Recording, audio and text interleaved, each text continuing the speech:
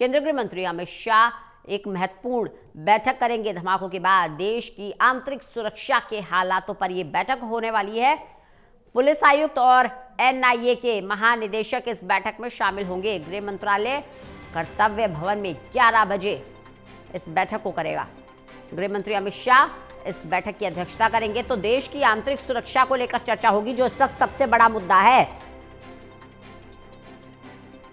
केंद्रीय गृह मंत्री अमित शाह इस बैठक की अध्यक्षता करेंगे। जिस तरह से दिल्ली को निशाने पर लिया गया है, देखिए दिल्ली जो है वो हमेशा से आतंकियों के टारगेट पर तो रहती है, लेकिन जो सुरक्षा व्यवस्था यहाँ की चाक चौबंद है, बहुत आसान नहीं है यहाँ की सुरक्षा को भेद पाना। दिल्ली पे हमला करने का मतलब ये है ना सिर्फ शांति पर हमला करना, बल्कि यहाँ पर अगर आप देखेंगे तो हमारे कई सारे दूतावास भी हैं, पार्लियामेंट भी है, राष्ट्रपति भवन भी है, देश की राजधानी है। अगर देश की राजधानी पर सीधे सीधे अटैक किया जा रहा है तो हमारी पूरी सुरक्षा व्यवस्था को ये सीधी सीधी चुनौती है। ऐसे में आंतरिक सुरक्षा का मसला बहुत बड़ा हो जाता है। प्रदीप कुमार हमारे साथ, हमारे एसोसिएट एडिटर जुड़ गए हैं ज्यादा जानकारी के साथ।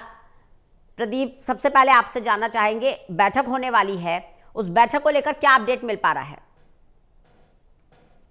देखिए, दिल्ली में ब्लास्ट के बाद और जिस तरीके से गृह मंत्री अमित शाह लगातार एक्टिव है, बीते कल भी उन्होंने एलएनजेपी हॉस्पिटल में पीड़ितों से मुलाकात की थी, जख्मियों के मरहम लगाने की कोशिश की थी और एक बड़ा मैसेज उन्होंने वहां पर समीक्षा बैठक कर दिया था। इसके अलावा गृह मंत्री अमित शाह ने घटनास्थल का भी दौरा किया था और अपडेट लिया था आला अधिकारियों के साथ। केंद्रीय एजेंसियां जो संपर्क में है, लगातार इस पूरे घटनाक्रम की जांच पड़ताल में जुटी हुई है। इस बीच बड़ी जानकारी आ रही कि गृह मंत्री अमित शाह कुछ देर बाद ही जो बैठक करने वाले हैं। पहले जानकारी मिली थी कि कर्तव्य भवन में बैठक होगी, लेकिन ताजा अपडेट जो दिया गया है वो दिया गया है कि गृह मंत्री अमित शाह अपने आवास पर ये बैठक करने वाले हैं। दिल्ली में उच्च स्तरीय बैठक होगी और इस बैठक में बताया जा रहा है कि केंद्रीय गृह सचिव, आईबी निदेशक, दिल्ली पुलिस कमिश्नर, इसके अलावा एनआईए के महानिदेशक बैठक में मौजूद रहेंगे। तमाम आला अधिकारी इस बैठक में मौजूद रहेंगे। जम्मू कश्मीर के पुलिस महानिदेशक भी वर्चुअल माध्यम से इस बैठक में शिरकत करेंगे। खास बात यह है कि जो मॉड्यूल सामने आया है जैसे मोहम्मद इस टाइम में है और ये साफ बताता है कि जैसे मोहम्मद का इसमें हाथ हो सकता है, इसकी पूरी पड़ताल अब चल रही है। कार का जो लिंक जोड़ा गया है, जो जिस तरीके से इस ब्लास्ट को अंजाम दिया गया, उसमें यह भी चौंकाने वाली जानकारी मिली है कि ये ब्लास्ट जहां पर दिल्ली के लाल किले के नजदीक हुआ, मूविंग कार में तलीस का बयान दिया गया था पुलिस आयुक्त की ओर से। ये बताया गया कि जब गाड़ी धीरे धीरे चल रही थी, रेल लाइट के आसपास ये धमाका हुआ और इसमें लोग चपेट में आ गए, जिसमें करीब 9 लोगों की मौत हो गई। दुखद मौत के बाद जांच पड़ताल आगे बढ़ी। अब ये जानकारी चौंकाने वाली सामने आ रही है कि जो आतंकी बताया जा रहा है उमर, जो कि इसमें नाम आया, जिसमें जो फरीदाबाद में विस्फोटक बरामद हुए, उसमें आदिल ये उसका भाई था और वो ये जो विस्फोटक लेकर जा रहा था कहीं और ये जाने से कहीं और धमाका करने का प्लान था। ये चौंकाने वाली जानकारी है और इसके बाद ही यहाँ पर केंद्रीय एजेंसियां लगातार काम कर रही हैं। तो सीधे तौर पर अगर देखें तो संदिग्ध आतंकवादी हमला इसको माना गया है और इसी एक्ट के तहत मामला भी दर्ज हुआ है। पूरे मामले की जांच पड़ताल उच्च स्तर पर चल रही है। गृह मंत्री अमित शाह एक उच्च स्तरीय बैठक करने वाले हैं, ताजा हालात की समीक्षा करेंगे, फीडबैक लेंगे और साथ ही आवश्यक दिशा निर्देश वो देने वाले हैं। रंजना, बिल्कुल। प्रदीप, मीटिंग का दौर चल रहा है और खुद केंद्रीय गृह मंत्री इस मीटिंग की अध्यक्षता करेंगे, लेकिन इससे पहले अपडेट आता जा रहा है। एक अपडेट आया है कि कार में जो शख्स बैठा था मास्क लगाकर, उसकी पहचान हो पा रही है। उसको लेकर क्या जानकारी है आपके पास? देखिए, बिल्कुल। और जिस तरीके से इसका रूट मैपिंग की गई है कार की, वो बदरपुर बॉर्डर से और उसके बाद वो पार्किंग में खड़ी होती है और उसके बाद शाम को इसको मूव किया जाता है। तो जो पहचान अभी तक हुई है संदिग्ध की, वो उमर नाम का आतंकी है जो लिंक जुड़ा है फरीदाबाद में जो विस्फोटक बरामद हुए, उसमें वो जो संदिग्ध था उसका ये नजदीकी रिश्तेदार है, ये बताया जा रहा है। और इसलिए ये आनन फानन में ये प्लान किया गया है कि जो विस्फोटक पहुंच गया दिल्ली में, उसके बाद उसको यहाँ पर धमाके में तब्दील किया जाए और इसको मूविंग कार के जरिए वो शिफ्ट कर रहे थे, ये जानकारी मिली। अब ये पूरी तरीके से साफ नहीं है कि क्या जो जहां पर विस्फोट हुआ यही उनका वो था जहां पर उनको ब्लास्ट करना था या दूसरी जगह, लेकिन एक चौंकाने वाली जानकारी जरूर आ रही कि ये मूविंग कार थी, और जब इसका कल बयान आया था सामने, तब ये साफ लग रहा था कि इस विस्फोटक को दूसरी जगह ले जाया जा रहा था, धमाका कहीं और करना था। जी। अभी ये साफ नहीं है कि क्या उनका प्लान था आगे, लेकिन अभी पूरी कड़ियां जोड़ी जा रही हैं, और जैसे मोहम्मद का जो मॉड्यूल है वो सीधे तौर पर इसमें निकल कर आ रहा है। जिस तरीके से आतंकी घटनाएं यहाँ पर हाल में दिखी हैं,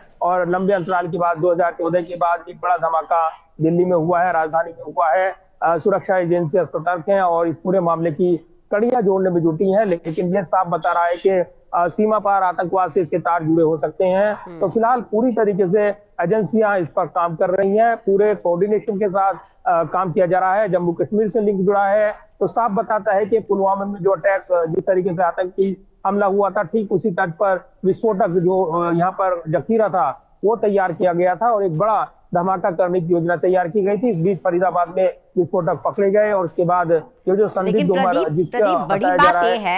बड़ी बात यह है इतनी भारी मात्रा में विस्फोटक मिले।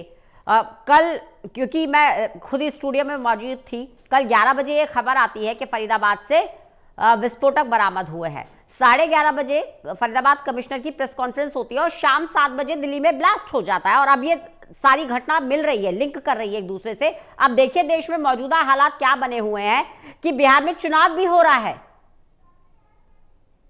देखिए बिल्कुल रंजना, ये घटनाएं आपस में जुड़ी हुई लग रही हैं। आपके केंद्रीय एजेंसी जिस तरीके से कड़ियां जोड़ रही है, वो सीधे तौर पर इशारा कर रहे हैं कि फरीदाबाद में विस्फोटक बरामद होने के बाद आतंकी घबरा गए, और वो सीधे तौर पर धमाके के लिए उनको निर्देश मिले, और उसके बाद उन्होंने यहाँ पर इसको कार जो पहले से खड़ी हुई थी पार्किंग में, यानी जगह जगह अब क्या विस्फोटक अलग अलग जगह भी हो सकते हैं, ये तमाम चुनौतीपूर्ण काम है। इसलिए दिल्ली में हाई अलर्ट पर रखा गया है। संबंधित राज्यों को विशेष हिदायत दी गई है। अलग अलग राज्यों में संवेदनशील स्थलों पर, धार्मिक पर्यटन स्थलों पर खासतौर से निगरानी बढ़ाई गई है। लेकिन एक बड़ा धमाका हुआ है, और जिस तरीके से धमाके को अंजाम दिया गया, तो ये तो बड़ी तीव्रता का धमाका था, जिसके बाद यहाँ कई जिंदगियां वो वक्त से पहले बुझ गई हैं, और निश्चित तौर पर दुखद घटना हुई है।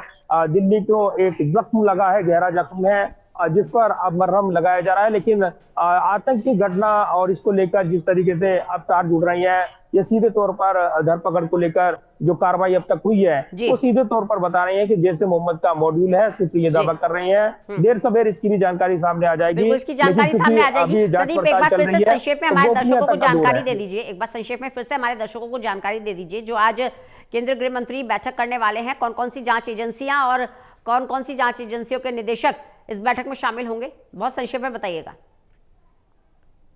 देखिए, जो उच्च स्तरीय बैठक गृह मंत्री अब से कुछ देर बाद करने वाले हैं, ये बैठक उनके आवास पर होगी, ये जानकारी मिल रही है। और इस बैठक में केंद्रीय गृह सचिव, आईबी निदेशक, दिल्ली पुलिस आयुक्त, एनआईए के महानिदेशक इस बैठक में मौजूद रहेंगे। जम्मू कश्मीर के पुलिस महानिदेशक भी वर्चुअल माध्यम से इस बैठक में जुड़ेंगे। तो उच्च स्तरीय बैठक, और इसमें फीडबैक लिया जाएगा।